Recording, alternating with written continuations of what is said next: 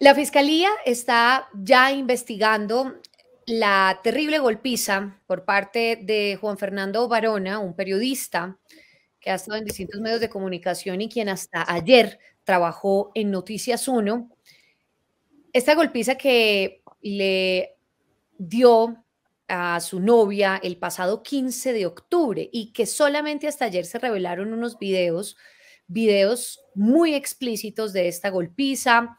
Se dejan ver dentro del ascensor mientras él la golpea, luego está en el suelo, la golpea contra la puerta del ascensor y luego ya cuando llegan a un parqueadero la arrastra con quien sería un amigo suyo, con ayuda de una persona. Y pues ayer se conocieron los videos por medio del colectivo feminista Jacarandas y hoy pues estamos hablando de qué es lo que va a pasarle a este periodista. Y no solamente a este periodista, sino en realidad vemos día a día este tipo de casos de violencia intrafamiliar, de intento de homicidio. Podrían algunos abogados decirlo también, porque la veíamos completamente sometida en el piso y no sabemos exactamente qué fue lo que le pasó a ella. Tuvo unos días de incapacidad, pero cómo quedó no lo sabemos.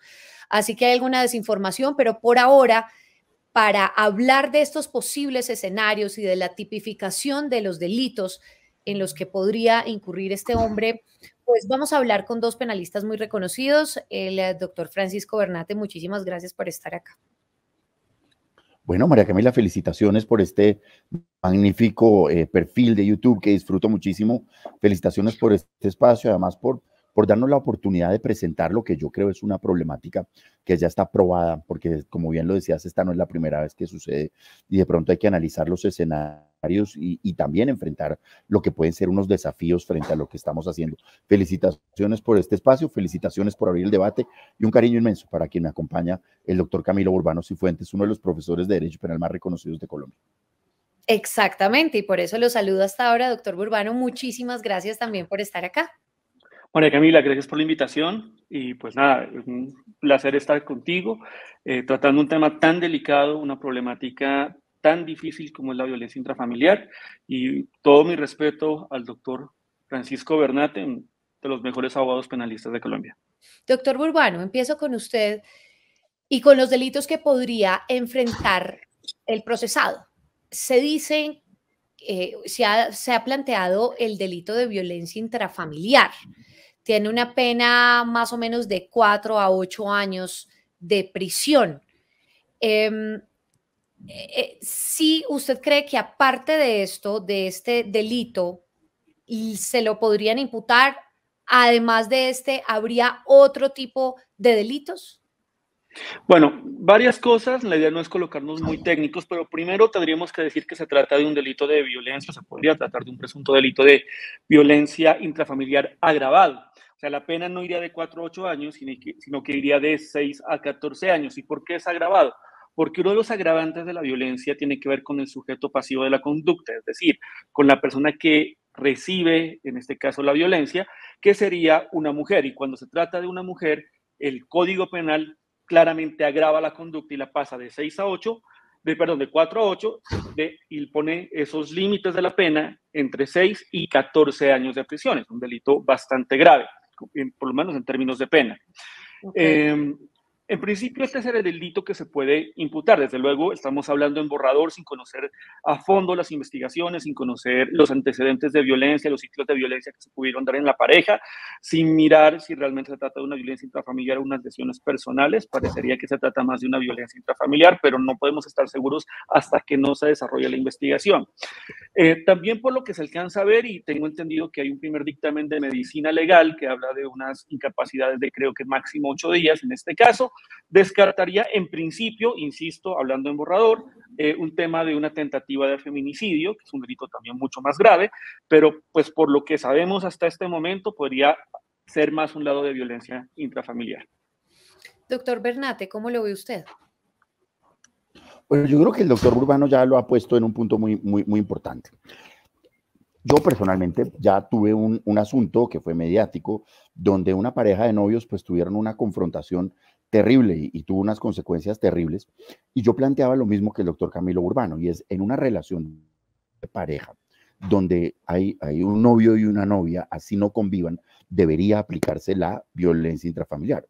Al final del día, en Colombia se modificó la legislación para ampliar el concepto de familia y decir que, por ejemplo, una pareja que tiene hijos en común, pero que ya no convive, que se separaron, se divorciaron, lo que sea, siguen siendo una familia para siempre, que incluso las relaciones extramatrimoniales dan lugar a una familia y que obviamente personas que están casadas o conviviendo son una familia, pero no logramos ni en ese asunto ni en el debate del proyecto de ley que el noviazgo, ¿cierto?, donde no hay convivencia, donde dos personas pues tienen una relación, pero esporádicamente comparten tiempo y demás, no conforman una familia. Y la información, que hasta ahora es muy precaria, como bien lo decías, de estos hechos dan cuenta que entre el presunto agresor y la víctima existía una relación de noviazgo, o existió una relación de noviazgo, no como tal una convivencia, un matrimonio, no parece que haya hijos en común, y eso no nos permitiría aplicar el delito de violencia intrafamiliar, lo que tendría la consecuencia que le ha planteado ya mi colega, de que las penas serían significativamente menores e incluso podrían no admitir la detención preventiva por atendiendo la incapacidad. Es decir, el agresor podría quedar en libertad y el asunto jurídicamente sería visto más como una riña que como lo que es un episodio de violencia intrafamiliar. Si aplicamos las lesiones personales, las sanciones se reducen significativamente, al punto, insisto, que pueden no dar lugar a la detención preventiva. Y adicionalmente, pues por supuesto que hay unas circunstancias de agravación, como el que la persona está en una clara indefensión, como que hay un motivo abyecto o fútil, la existencia de esa relación de confianza, la condición de mujer. Todas esas son circunstancias de agravación, pero en mi criterio, con la poquita información que tenemos, no hay un matrimonio, no hay una relación de la que hayan hijos en común, no hay una convivencia de carácter permanente y por eso pienso que la tipología no se va a ir por la violencia intrafamiliar, sino por las lesiones personales agravadas. Y ese delito de lesiones personales agravadas, ¿de cuánto sería la pena? Pues imagínate, María Camila, que aquí lo que estamos es frente a un escenario de violencia callejera. Es decir, este es el delito que aplicas a dos taxistas que se bajan a pegarse, o a dos conductores, a dos hinchas que a la salida del estadio se agarraron. Entonces la legislación dice, hombre, traten de arreglar, es decir, se puede conciliar, se puede arreglar entre las partes y normalmente no dan lugar a detener a la persona. Depende mucho del dictamen, de la incapacidad que se le haya dado. La incapacidad que se le ha dado es muy elevada, es de 15 días, eso es muy elevado. Pero en cualquier caso estás hablando de el mínimo que establece nuestra ley, que va de 0 a 30 días de incapacidad. Con las circunstancias de agravación y con todo lo que quieras, si la persona no tiene antecedentes penales, las condenas por unas lesiones personales difícilmente exceden los 3 años de prisión, difícilmente. Normalmente son escarcelables, tienen mucha salida. Y te insisto, porque yo ya viví esta experiencia de intentar la violencia intrafamiliar acá y la respuesta que obtuve fue esa. Si no hay convivencia, si no hay hijos en común, si no hay matrimonio, pues aplicamos las lesiones y la visión que se le da es la misma de una riña callejera. Bueno, esto es ya un escenario bien distinto. Ahora, yo les pregunto por la fotografía que él puso en sus redes sociales, porque él dice, jamás pensé hacer esto público, este caso tan doloroso, tan privado, que es íntimo para preservar los derechos de la otra persona involucrada y los míos.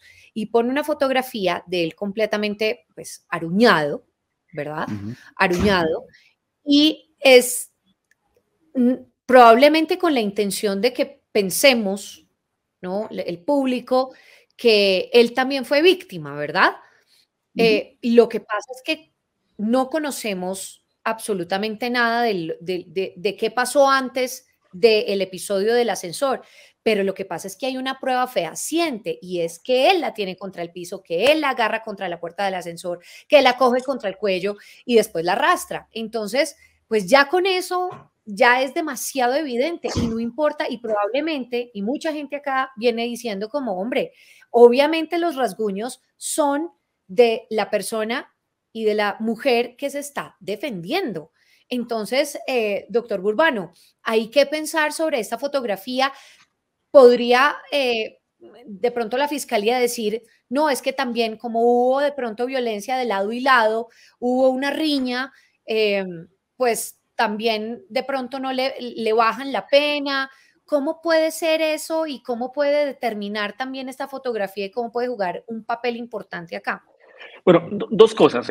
Francisco tomaba un punto que es fundamental, y es determinar si existe o no familia en el sentido del Código Penal. Si no existe familia, no conozco la relación pues, entre el agresor y la presunta víctima, quedaría muy difícil saber si hay una violencia intrafamiliar o unas lesiones personales. Y las consecuencias de las dos cosas son fundamentales, porque también lo decía Francisco Bernate hace un segundo, y es que, por ejemplo, unas lesiones personales como las están planteando, o como se podría estar planteando en caso de no existir ese vínculo de familia extendido que tiene el Código Penal, son conciliables, son desistibles, inclusive deben ser querellables, cuando son, digamos, no tienen un agravante específico. Ahora, frente al tema de la fotografía, hay que ser muy claros en esto. Inclusive si el ataque, y estamos especulando porque no sabemos exactamente qué pasó ni los antecedentes antes de lo que se puede ver en los videos, pero inclusive si el ataque hubiera sido originalmente realizado por la mujer, es absolutamente desproporcionada la reacción. Originalmente dice usted previo al ascensor. A lo que se ve en el video, exactamente. Okay. Pero previo a lo que se ve. Inclusive si la iniciativa del ataque hubiera sido dada por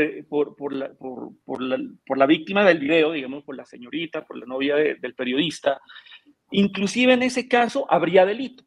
¿Por qué? Porque es que uno no puede alegar, por ejemplo, una legítima defensa en unos ámbitos tan desproporcionados como los que se ven en el video. Especialmente recordemos que existen dos personas, vemos una violencia totalmente desproporcionada. Inclusive en ese caso existiría delito. Existiría las lesiones o la violencia, dependiendo cómo usted lo quiera mirar, dependiendo si existe o no familia. Pero también puede pasar lo que tú mencionabas, Camila, y es que puede ser precisamente esos rasguños producto de un ánimo de defensa de la víctima frente al agresor. ¿Quién nos va a decir eso? Fuera de la especulación que podemos dar actualmente, eso lo va a decir la investigación y eso es lo que tiene que establecer la investigación.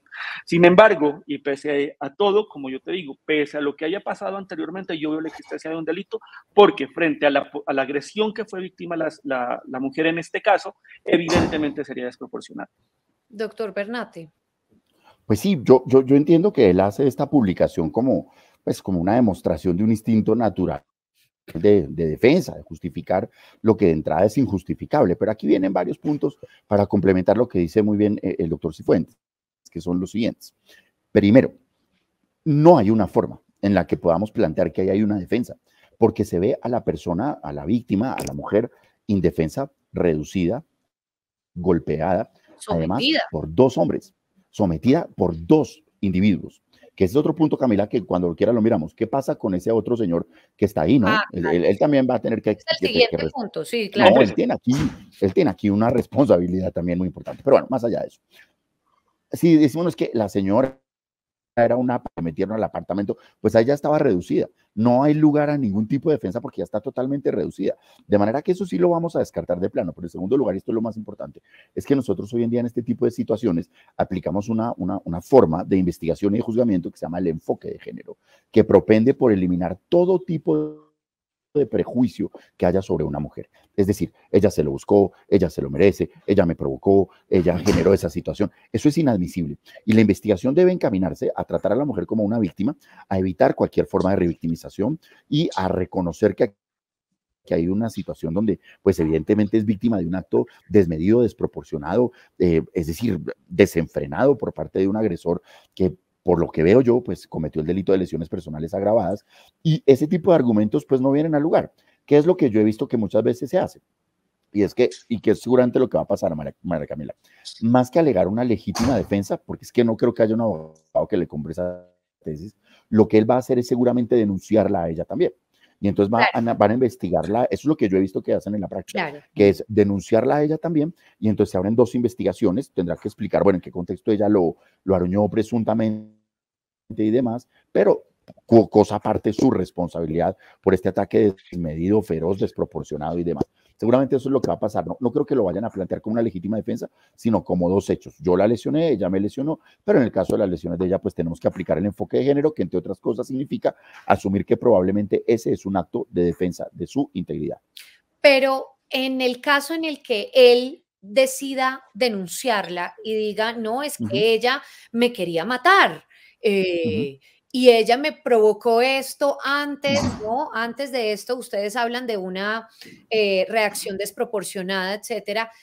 ¿No habría ningún peso en esas declaraciones de él y en esa denuncia de él en este panorama? Delito existiría.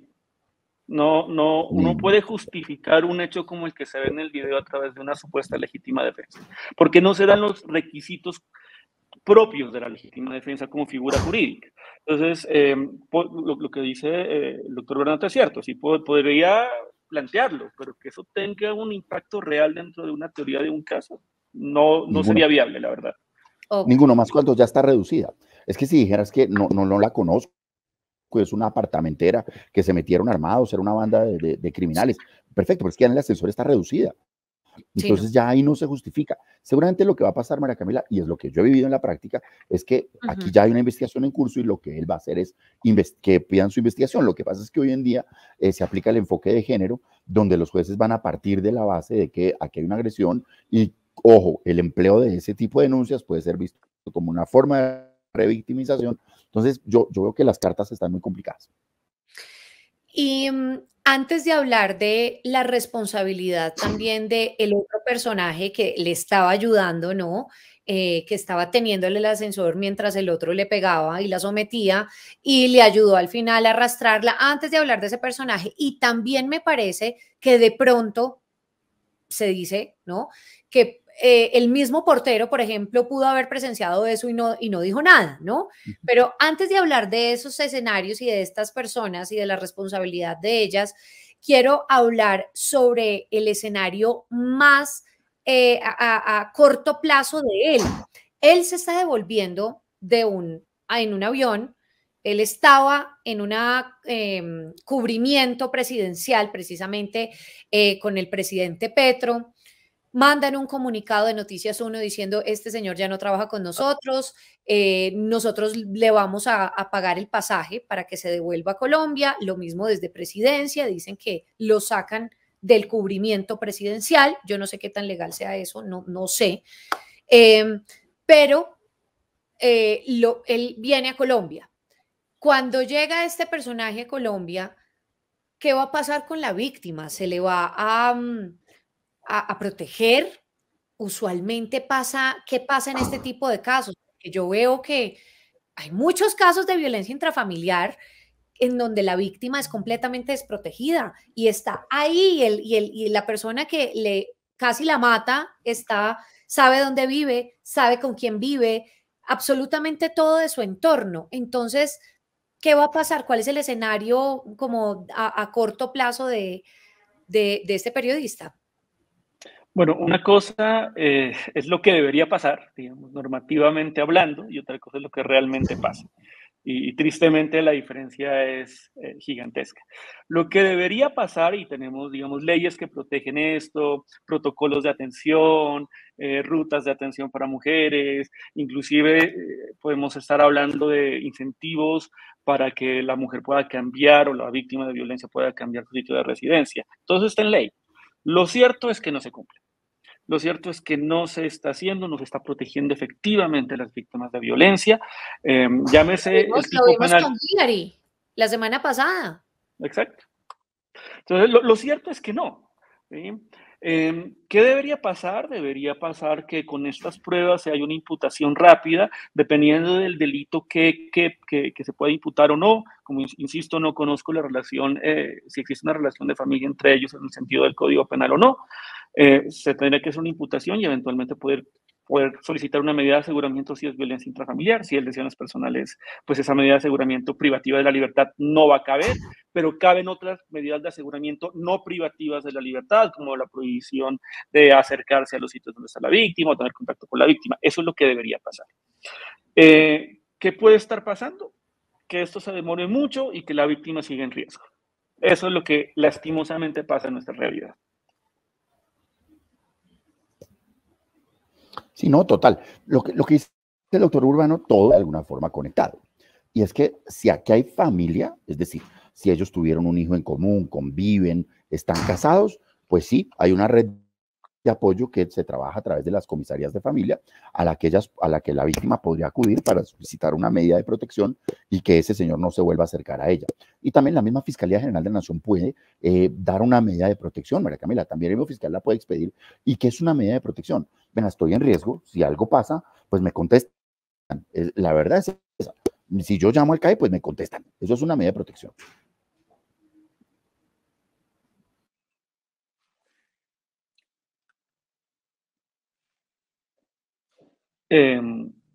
María Camila, creo que estás fuera de... No tienes micrófono. Ah, perdón, yo tratando acá de esa medida de alejamiento, necesariamente la tiene que dar la fiscalía o la puede dar la policía. La puede dar la policía, efectivamente. La podría dar la policía, podría ella acercarse a, digamos, al CAI o inclusive a la inspección de policía más cercana a su domicilio y solicitar la medida. Lo que pasa es que aquí vamos a entrar en unas discusiones más pragmáticas. Y es, bueno, ¿qué tanto sirve una medida de alejamiento de la policía? Bueno. Pues sí. Es que es eso, María Camila. Todo vuelve a gravitar sobre lo mismo. ¿Son o no una familia? Si son una familia, están casados, tienen Sí. un hijo en común, Sí. viven juntos, se abre la red de apoyo de las comisarías de familia, donde puede haber una medida de protección expedida por una comisaría de familia. Si eso no es así, vuelvo al escenario número 1. Es decir, esto es una riña. Entonces, ¿qué sucede ahí? Ahí en ese evento, ella tendría que acercarse a la Policía Nacional, incluso a la misma Fiscalía General de la Nación, pero el conducto regular sería la Policía Nacional y pedir una medida también de protección. Y ahí sí el trámite es vergonzoso, María Camila, porque lo que hace la policía es, bueno, pues entonces lo cito una conciliación, pónganse de acuerdo, usted no vuelve a hacer esto, usted no vuelve a hacer esto, no se vuelvan a acercar y quedamos ahí, porque es un trámite policivo, es policivo. Porque vuelvo y te digo, es que el tratamiento que le da la ley a esto son dos hinchas que se agarraron porque el uno tiene la camiseta roja y el otro azul. Entonces, lo que implica, dale lo que implica además una revictimización, ¿no? Porque enfrentar a tu agresor en una comisaría y tenerlo al lado. Entonces, eso sí realmente es terrible. Bueno, ya sabemos los casos de comisarías que han terminado en personas fallecidas. Desafortunadamente el caso de Girardot, cuántas medidas de protección no tenía el señor y eso, la verdad es que no pasa nada, María Camila. Entonces, ahora hay que decir una cosa, muy bien, creo yo, que el medio reaccionó bien y también la presidencia de la República. Es decir, hombre, el video es demasiado grotesco, es que no es una denuncia de por allá, una cuenta tuitera que dijo a cualquier cosa. Claro, pero ¿qué tan legal es? Eso es de una forma, digamos, ética, es lo que tocaba hacer, ¿cierto? Es lo que tocaba hacer. Pero él podría incluso demandar al medio por sacarlo. Yo te digo, no veo cómo. Funciona. No, yo te digo cómo funciona. Se arma semejante escándalo, eso empieza a rodar. Lo que hacen es decirle, mira, lo mejor es que vayas y te ocupes de tu defensa. Vamos a dejar esto hasta acá. Esto afecta gravemente la imagen del medio, afecta gravemente la imagen del presidente. Fírmanos acá y después resuelves. Legal sí es, siempre y cuando sea consensuado, convenido. De lo contrario, lo llaman a descargos, él está afectando la reputación del medio. El medio trabaja con las imágenes y el medio puede dar por terminado el contrato de trabajo con justa causa, más cuando está cubriendo al presidente de la República. Totalmente legal, es lo que se estila, es lo que se usa, porque sí veo que los hechos son muy discientes. Si fuera un anónimo, eso sí está muy mal, una cosa que no tiene mayor relevancia. Pero me gusta también que el medio dice, bueno, pues vamos a respetar el debido proceso. Simplemente esta persona no puede trabajar acá, pero pues su situación con la justicia él verá cómo lo enfrenta. Eso me parece muy válido. Y estuvo bien, doctor Urbano, sin que él también, bueno, dice, vamos a respetar su legítima defensa, pero pues están en un proceso, ¿no? Y no se sabe nada. ¿Estuvo bien el medio, estuvo bien presidencia en haber hecho eso? Sí, totalmente de acuerdo con el doctor Bernal. Yo creo que es absolutamente válido lo que hace tanto presidencia como el medio. Ellos no están emitiendo un juicio de valor y menos jurídico sobre la existencia o no del delito, cosa que no podrían hacer porque no son autoridad y además pues la investigación está apenas iniciando, pero están tomando medidas que yo creo que son válidas. El medio de comunicación, como lo decía el doctor Bernal, te puede alejar a una persona de mutuo acuerdo, que es lo que seguramente pasará, y si no, pues lo sometieran a algún tipo de proceso disciplinario interno, que además sería más gravoso para él.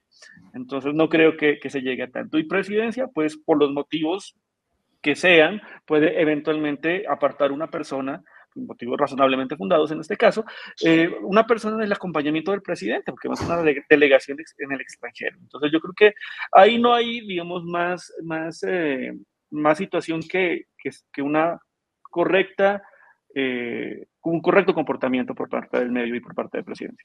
Hablemos ahora entonces de los escenarios de los personajes que, primero del personaje que estaba allí, el cómplice, el amigo, el que le ayuda a pegarle, a someterla y arrastrarla. Este personaje, que además tampoco tenemos mucha información sobre él, sabemos que se llama Nicolás, no recuerdo el apellido, pero ¿a qué escenario se podría enfrentar él? Si él, por ejemplo, no se presenta a la justicia, sino que está en su casa viendo noticias y dice, ay, estoy apareciendo en esos videos, ¿qué puede pasar con esa persona? Doctor Bernal. Grave. Tú lo has dicho, yo creo que Camilo no tiene nada que complementar, es un cómplice, en este caso del delito de lesiones personales preliminarmente, porque insisto, la información que tenemos es que no es una familia. Eso significa que tiene la misma responsabilidad que su compañero de fechorías, solo que la sanción se le rebaja de la sexta parte y hasta en la mitad. Es decir, si la sanción del autor principal puede ser de 4 años, él podría enfrentar una sanción de 2 años, pero si lo seguimos viendo como unas lesiones personales, pues puede reparar a la víctima, puede acordar con la víctima, no va a enfrentar una pena efectiva de prisión, es un cómplice del delito de lesiones personales dolosas agravadas, lo cual no le va a significar un tiempo en prisión, no está obligado a comparecer ante la autoridad, él comparece cuando sea requerido, no está obligado a declarar contra sí mismo, no está obligado a declarar contra su amigo porque estaría declarando contra él mismo, y su situación es esa, la de un cómplice del delito de lesiones personales dolosas. Pero entonces no iría a prisión. No. Salvo lo más seguro es que no. Familia. Ok, doctor Burbano. Matrimonio, convivencia o hijos en común. Okay. Sí, no, totalmente de acuerdo. Lo más seguro es que estemos bajo una figura de complicidad, una figura de coparticipación delictiva que hay en el código, exceptuando que se pruebe otra cosa, como que él también la agredió físicamente y hay un tipo de coautoría, y él también puede ser autor, pero todo parecería indicar por lo que se ve en el video que es una complicidad. Esto pasó el 15 de octubre y estamos a 9 de noviembre. Pudieron haber escondido muchas personas este video. No solamente las personas del edificio que lo vieron, no me atrevo a decir específicamente quién, pero pues quién está en un edificio mirando la seguridad, pues el guardia, algunas personas de pronto que hayan estado por ahí, etcétera. ¿Hay alguna, no sé, hay algo grave allí con respecto a esas personas? O pues si no pasa nada con el cómplice directo, me imagino que no pasa nada con la persona que vio el video y no dijo nada. Bueno, yo creo que ahí hay que hacer varias salvedades y supuestos, la verdad. Y es el primero. ¿Qué pasa si una persona vio esto y no actuó, pudiendo actuar, pudiendo evitar... Pudiendo llamar a la policía, ya en el o a un vecino. O intervenir directamente, listo. O cualquier cosa. Eventualmente podríamos estar hablando de un delito que se llama omisión de socorro. Listo, es un delito menor en el cual fundamentalmente tú cometes el delito por no ayudar a quien puedes ayudar.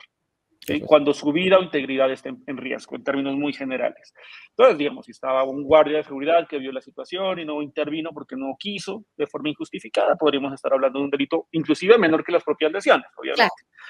Claro. Si alguien tiene estas pruebas, no denunció, el delito de omisión de denuncia no procede acá, porque los delitos que eventualmente se pueden dar, que serían las lesiones personales y la violencia intrafamiliar, pues no son parte del delito de omisión de denuncia de particular, porque solo se da para unos delitos muy graves como genocidio, terrorismo, lavado de activos, narcotráfico, entonces no habría ese delito.